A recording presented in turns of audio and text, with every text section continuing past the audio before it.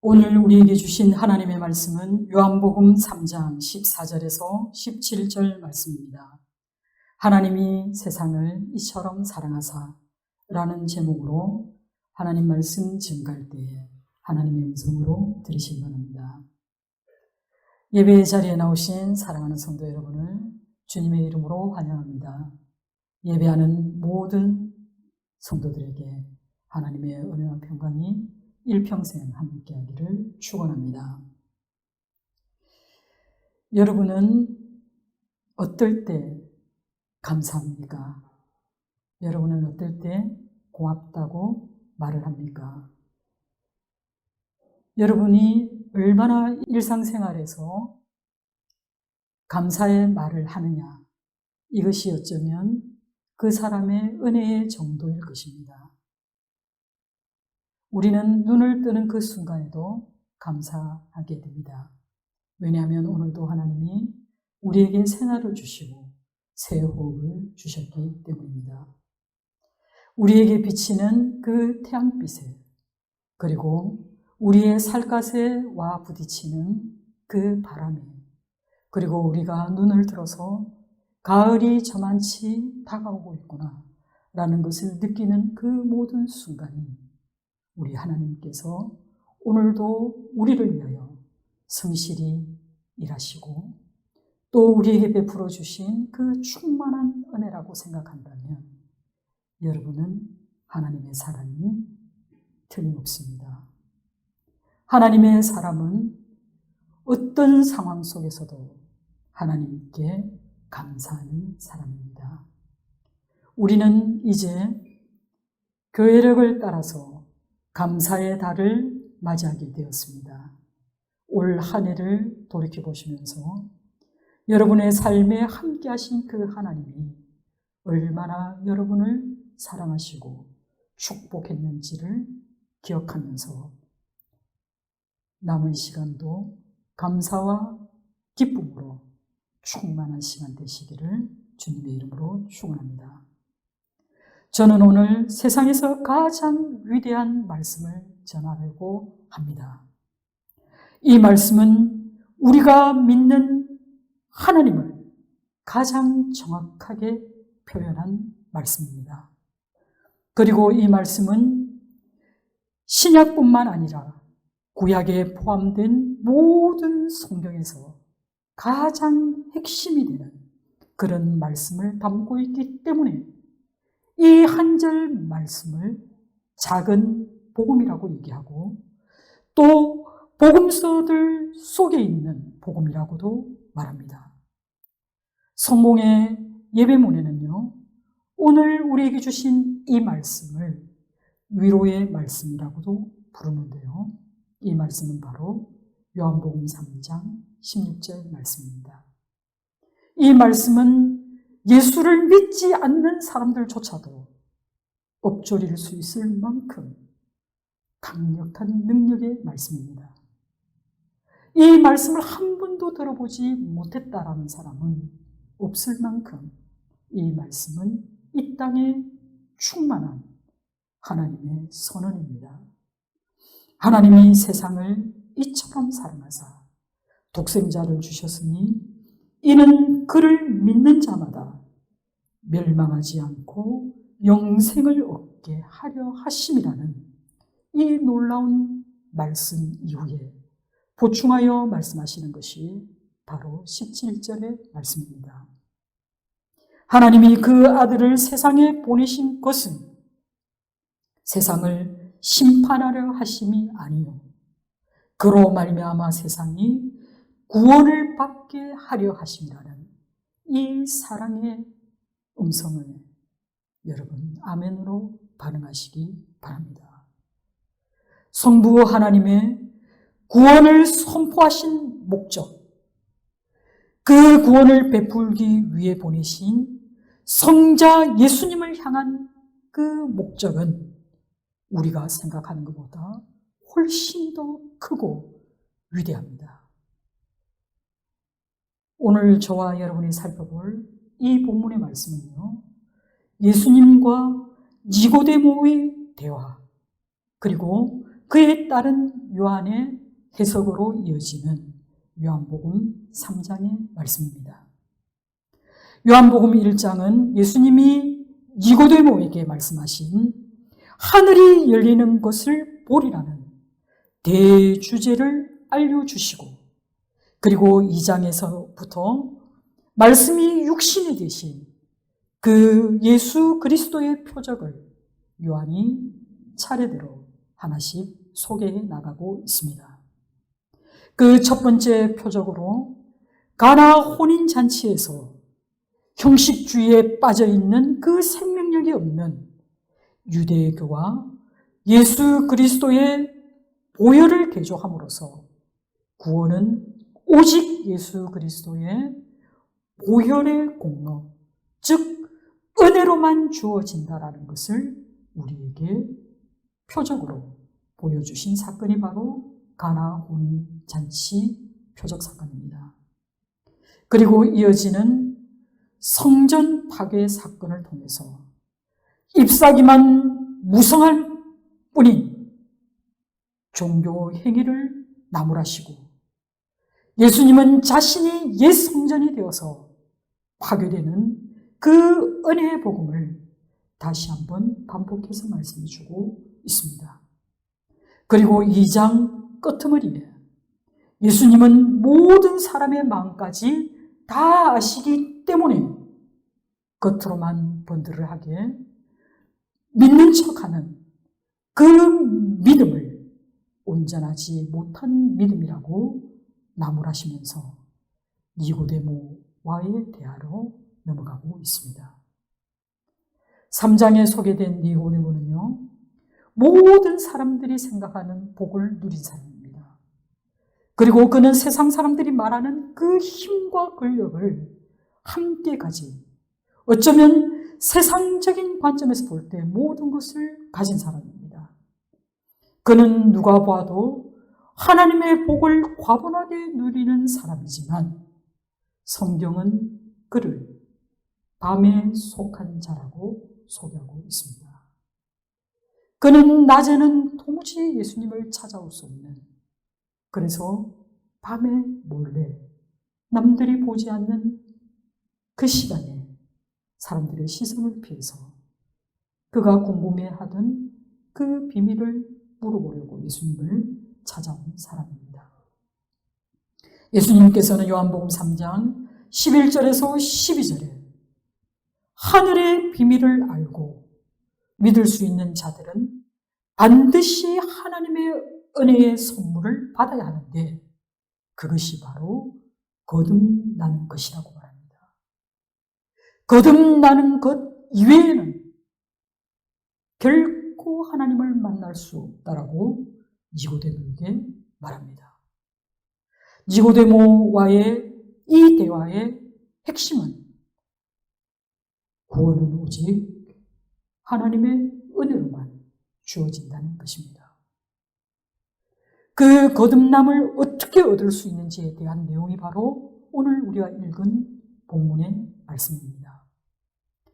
주님께서는 니고데모에게 이스라엘 역사 속에서 일어난 한 사건을 예를 들어 말씀하시면서 바로 이것이 자신의 죽음을 의미한다는 놀라운 상징임을 니고데모에게 알려줍니다. 본문 14절에 예수님은 모세가 광야에서 뱀을 든 것 같이 자기 자신도 들려야 한다라고 말씀합니다. 이 이야기는 구약에 능통한 니고데모는 바로 알아듣습니다. 이것은 민수기 21장의 말씀이구나 라고 니고데모는 알아들었을 것입니다. 출애굽한 이스라엘 백성들이 광야를 지나는 동안 하나님은 그들에게 만나와 메추라기로 먹이셨습니다. 광야를 지나서 가나안으로 가는 길에 그들이 에돔을 건너가야 했지만 에돔 사람들이 이스라엘 사람들이 자기 땅을 밟은 것을 허락하지 않았습니다. 그래서 이스라엘 백성들은 에돔을 돌아서 갈 수밖에 없었기 때문에 그 길은 너무나 길고 또 고달팠습니다. 그들의 마음에는 이제 점점 원망이 쌓이고 불평이 늘어나기 시작합니다. 그들은 하나님과 모세를 대적하여서 반역적인 행동을 서슴지 않았습니다. 이것이 바로 죄입니다. 이 일로 하나님께서 진노하셨습니다. 하나님은 원망과 불평이 고질적인 이 백성들에게 불뱀을 보내셨습니다. 많은 백성들이 그 불뱀에 물려서 고통스러워하며 죽어갔습니다. 여러분, 불뱀은 무엇을 말합니까? 바로 사탄이라고 불리는 옛뱀을 말합니다. 이 불뱀에게 물려 죽음의 위기에 몰린 백성들은 마귀의 꾀임에 빠져서 범죄함으로 죽게 된 자신을 돌아보게 되었습니다. 마침내 그들은 지은 죄를 깊이 깨닫고 다시 모세에게로 달려갑니다. 그리고 자신들을 위해서 하나님께 기도해 줄 것을 간구합니다. 모세는 하나님께 나아가 자기 백성들을 위해 기도하였을 때 하나님은 늘 하시던 대로 그의 기도에 응답해 주셨습니다. 그런데요, 우리 하나님의 처방이 너무 놀랍습니다. 하나님께서는 백성들을 문 그 불뱀과 같은 모양의 놋뱀을 만들어서 그것도 나무 장대 위 높은 곳에 매달아 두라고 말씀합니다. 그러면서 물린 자마다 이것을 보면 살리라고 말씀해 주셨습니다. 모세는 되도록이면 빨리 그 뱀 하나를 만들어서 모든 사람이 볼 수 있도록 아주 높은 곳에 매달아 두었습니다. 이 매달린 놋뱀의 모습은 그가 어디에 있든지 진영 밖에 있다 하더라도 그 뱀을 볼 수 있는 곳에 모세가 장대를 높이 세웠다는 것입니다. 이것이야말로 어떻게 보면은 너무 쉬운 치료 방법입니다. 보기만 하면 되는 것입니다. 그런데요, 이것을 쳐다보기만 하면 남녀노소를 불문하고 누구나 다 치료될 수 있지만, 그리고 그 놋뱀을 보는 그 순간에 바로 치유의 역사가 일어나지만, 이 놋뱀을 쳐다본다는 것은 히브리인들에게 단순한 일이 아니라는 사실입니다. 뱀에 물려 죽게 된 광야의 히브리인들에게는 정말로 꺼려지는 일이 바로 뱀을 바라보는 일입니다. 그것은 결코 그들의 경험 속에서 쉬운 일이 아닙니다. 그들은 모세로부터 창세기의 말씀을 들었습니다. 하와가 꾀임을 통해서 사단의 유혹을 받아 죄를 짓게 되었고, 그 죄를 짓게 한 그 원인이 바로 뱀이라는 사실입니다. 옛뱀입니다. 또 그들을 이끌어 죄를 짓게 한 그 자도 바로 불뱀입니다. 어떻게 이 뱀이라는 존재를 그들이 좋아할 수 있겠습니까? 그리고 뱀은요, 그들의 마음속에 저주와 심판의 상징입니다. 그리고 나를 물어 나를 죽음의 고통 속으로 이끌어가는 뱀, 그리고 나와 함께하던 그 많은 사람들에게 고통을 안겨주고 결국 죽음으로 이끌어갔던 그 뱀을 쳐다보라는 우리 하나님의 이 처방에 대해서 많은 사람들이 당황하고 또 황당해 했을 것입니다. 노뱀을 쳐다본다고 뱀에 물려 죽어가던 사람들이 낫게 될 것이라고 믿을 사람이 얼마나 되겠습니까? 이 사람들이 지금 죽어가는 이유는 뱀 때문인데 그 뱀을 놋으로 만들어 높이 달아서 그것을 바라보면, 그것을 단지 바라보면 살리라는 우리 주님의 이 말씀에 얼마나 많은 사람들이 순종의 길로 갈 수 있었겠습니까?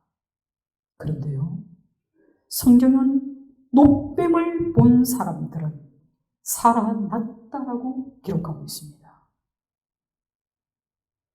예수님은 이처럼 그리스도께서 행하실 그 구속의 사역의 핵심을 이스라엘 백성이면 누구나 다 인상 깊게 기억할 그 옛 역사를 예를 들어서 설명해 주셨습니다. 예수님은 민수기에서 이야기한 그 저주의 노뱀이 바로 자신이라고 말씀하십니다. 그리고 나무에 매달린 자는 하나님의 저주를 받은 자라고 하는 그 저주의 십자가에 자신이 달릴 것이라고 말씀하고 있습니다. 이것이 우리 주님의 입으로 말씀하신 말씀입니다. 내가 바로 노뱀으로 예표되어진 자라고 말씀합니다. 내가 들리고 또 그 들린 나를 바라보는 자, 그 자가 구원을 얻으리라 말씀합니다. 이 모든 진리의 말씀은 하나님을 만나지 못하면, 하나님을 만나는 그 방법은 내가 거듭나지 않으면 이 진리의 말씀을 도무지 깨달을 수 없습니다. 니고데모는 유대인입니다. 그는 할례를 받았고 율법의 모든 말씀을 지키기 위해 목숨을 걸었던 바리새인입니다. 그는 세상적으로 볼 때 도덕적이고 또 학문도 아주 깊은 사회적으로 존경받을 만한 사람입니다. 그럼에도 불구하고 거듭나지 않으면 결코 구원을 받지 못하리라 는 예수님의 이 말씀에 니고데모는 상당히 당혹했습니다. 들려야 한다는 헬라어 소데나이는 요한복음에서 항상 십자가와 관련되어 있지만 이 뜻에는요, 들려 올리다, 교수형에 차다라는 뜻도 있고 동시에 높아지다, 또 영광 속에 들려 올려지다라는 정반대의 그런 뜻도 담고 있습니다. 베드로와 바울은 이 단어를 사도행전 2장 33절과 빌립보서 2장 9절에 그리스도의 성천과 같이 높아지심을 가리키는 말로 이 단어를 사용하였습니다. 이는 예수께서 자기 자신이 최종적으로 영광스럽게 들려질 것을 염두에 두고 하신 말씀입니다. 결국 인자가 들려야 한다라는 이 말씀은 예수께서 십자가에 달려 죽으실 뿐만 아니라 또 그가 능력과 영광의 보좌로 높이 올라가실 것을 암시하는 그런 중의의 의미가 담긴 말씀입니다. 여기서 우리는 하나님 나라의 중요한 삶의 원리를 발견하게 됩니다.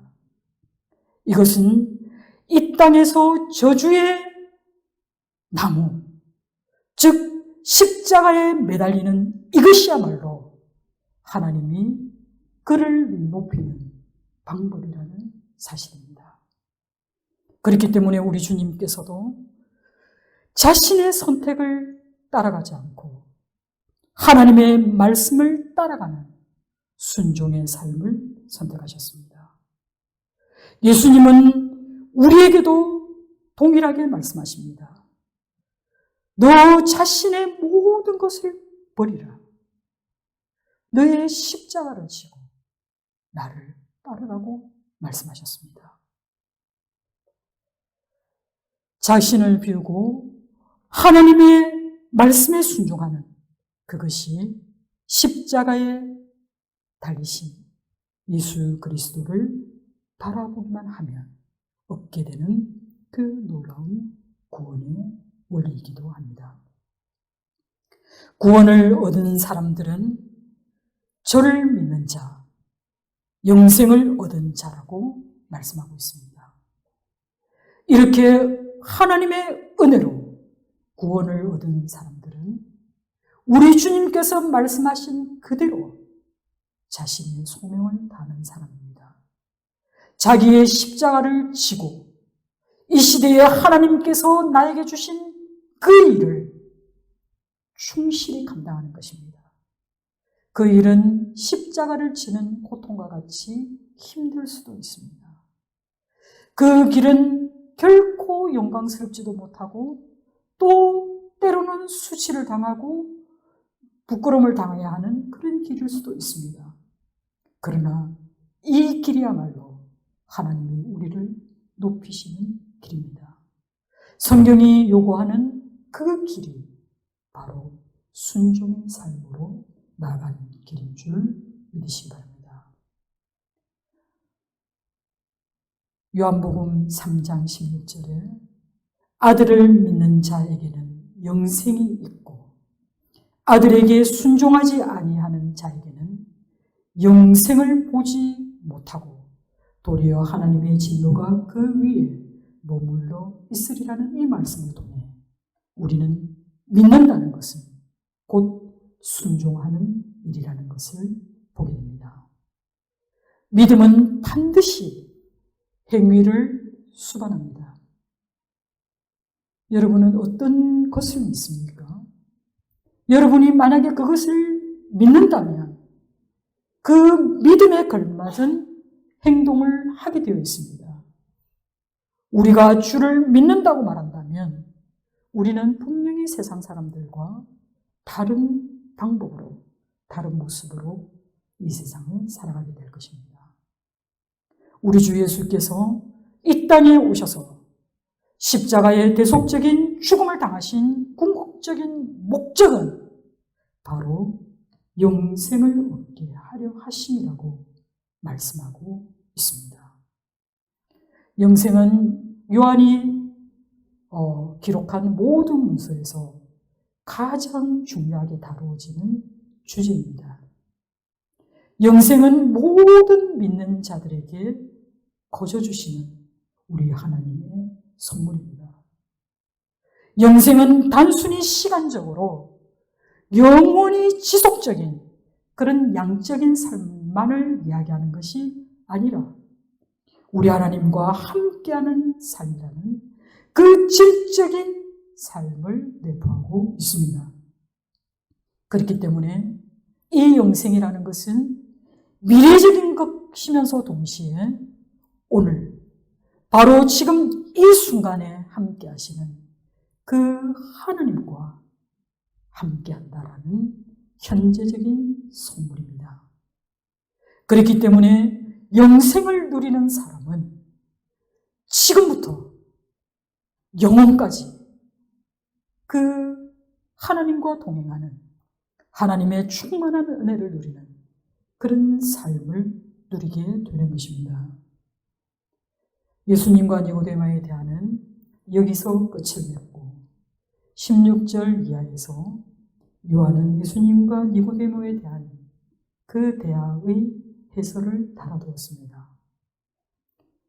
요한복음 3장 16절에 하나님이 세상을 이처럼 사랑하사 독생자를 주셨으니 이는 그를 믿는 자마다 이는 그의 말씀에 순종하는 자마다 멸망하지 않고 영생을 얻게 하려 하심이라 라고 선포합니다.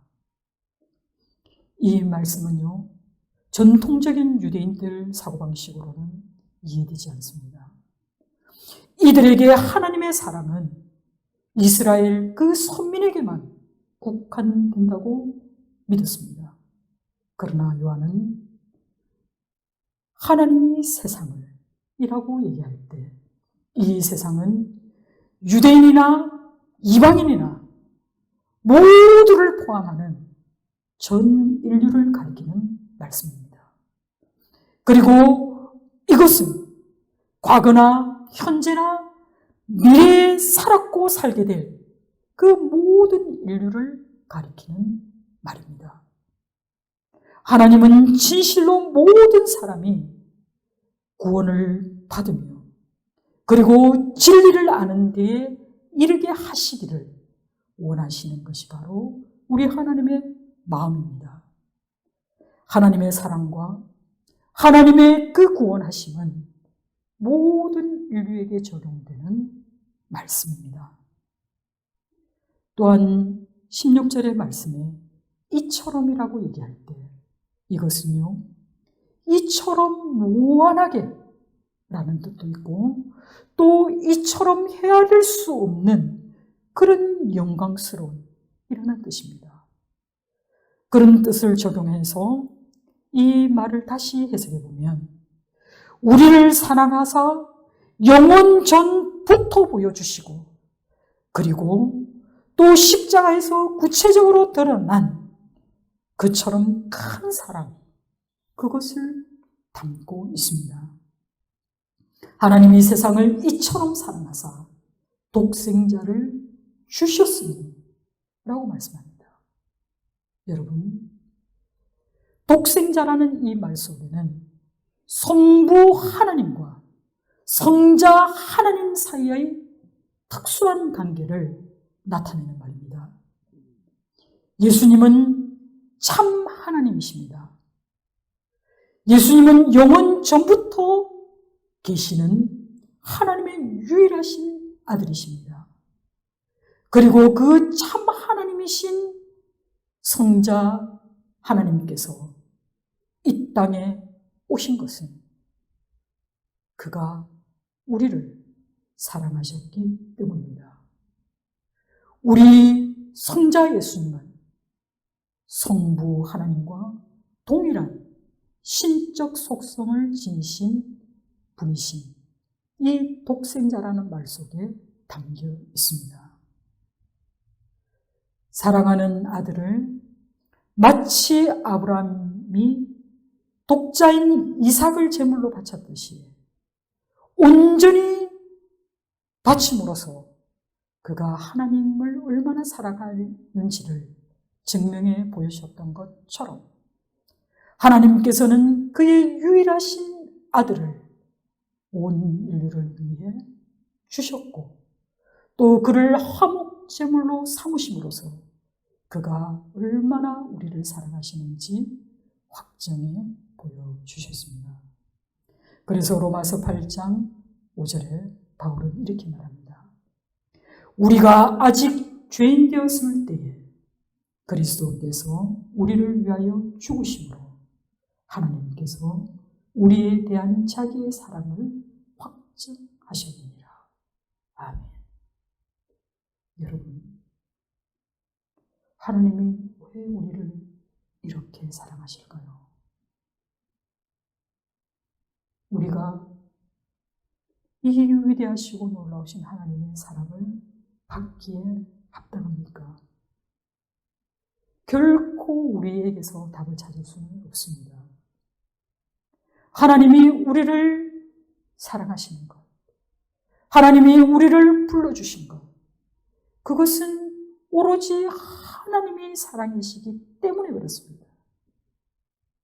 그분이 사랑이시기 때문에 그 놀라우신 하나님은 우리가 죄를 범할 수밖에 없는 죄인이고 또 우리가 죄에 너무나 취약한 그런 연약한 자들임을 아셨기 때문에 오히려 그 아들을 통해서 자신의 사랑을 보여주시기를 원했습니다.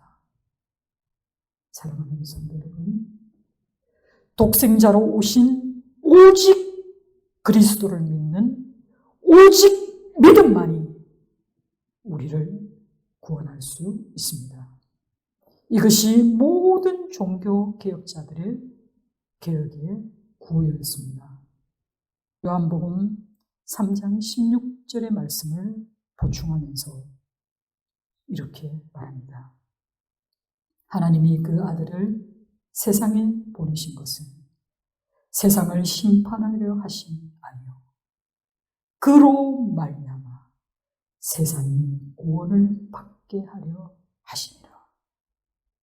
이것이 우리 주님이 성육신하셔서 이 땅에 초림하신 목적입니다. 그 목적은 심판이 아니라 구원이라고 분명히 말씀하고 있습니다. 여러분, 이 말씀은 당시의 유대인들에게 그들이 가지고 있었던 그 메시아관을 우리 주님께서 교정해 주신 것입니다. 천지 만물을 사랑으로 창조하신 하나님은 이스라엘뿐만 아니라 온 세상을 구원하시기 위해서 성육신하셨다라는 것을 분명하게 우리에게 알려주는 말씀입니다. 여기서 우리는 두 가지의 단어에 주목하게 됩니다. 하나는 심판이고 하나는 구원입니다.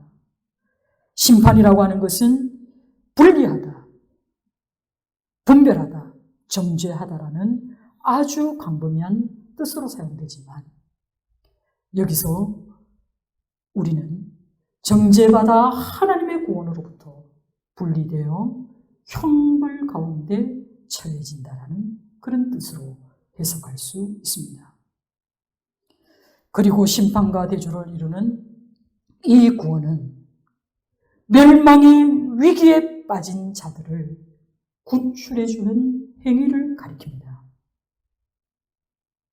그래서 17절 말씀은 죄를 지음으로 말미암아 하나님과 분리되어 멸망에 처해 있던 우리를 다시 살릴 수 있는 그것을 주시려고, 그것이 바로 무엇입니까? 구원을 주시려고 우리 주님을 이 땅에 보내주셨다라고 말씀하고 있습니다. 사랑하는 성도 여러분, 우리 하나님의 사랑은 참으로 놀랍고 또 위대합니다. 우리 하나님의 사랑은 창세전부터 우리에게 주신 선물로 이미 예비되어 있었다라는 것이 성경의 기록입니다. 이사야 53장 10절 말씀은 예수께서 이 땅에 오시기 전 약 800여 년 전에 이미 이사야 선지자가 십자가에 죽으실 그 사건을 다루고 있다는 사실입니다. 그리고 베드로는 사도행전 2장 23절에서 그가 하나님의 정하신 뜻과 이미 아신 대로 내어준 바 되었거늘 이라고 증거하고 있습니다. 이는 하나님께서 창세전에 이미 예수님을 보내기로 작정하셨고 또 우리를 위하여 그를 내어주시기로 우리 하나님께서 작정하셨다라는 그런 말씀입니다. 인간의 연약함을 아시고 그 연약함 때문에 범죄할 수밖에 없는 우리를 우리 주님이 길이 참으시면서 노하기를 더디하시면서 비록 진노 아래 있는 자들이지만 예수를 믿고 구원받게 하시려고 우리 주님은 오히려 자신을 내어주심으로 이 하나님의 사랑을 우리에게 보여주셨습니다. 요한복음 8장 56절에서도 너희 조상 아브라함은 나의 때 볼 것을 즐거워하다가 보고 기뻐하였느니라고 기록하고 있는데요. 이미 아브라함은 예수님의 계보 속에 나와 있는 그 조상 아브라함은 100세의 아들을 얻었습니다. 여러분, 100세의 아들을 얻는다는 것은 생물학적으로 불가능한 이야기입니다. 그러나 하나님은 그 아들을 주시기 전에 나는 전능하신 하나님이라고 말씀하셨습니다. 전능하신 하나님께서는 못하실 일이 없습니다. 아브라함이 그 아들을 통해서 그는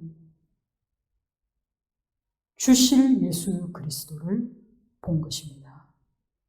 사랑하는 성도 여러분, 여기에 모인 우리는 하나님의 사랑받는 하나님의 자녀들입니다. 여러분, 만약에 어떤 사람이 나를 위하여 1년 전부터 어떤 선물을 준비하고 있다면, 그리고 그 선물이 내게 주어진다면 여러분 얼마나 감동하겠습니까?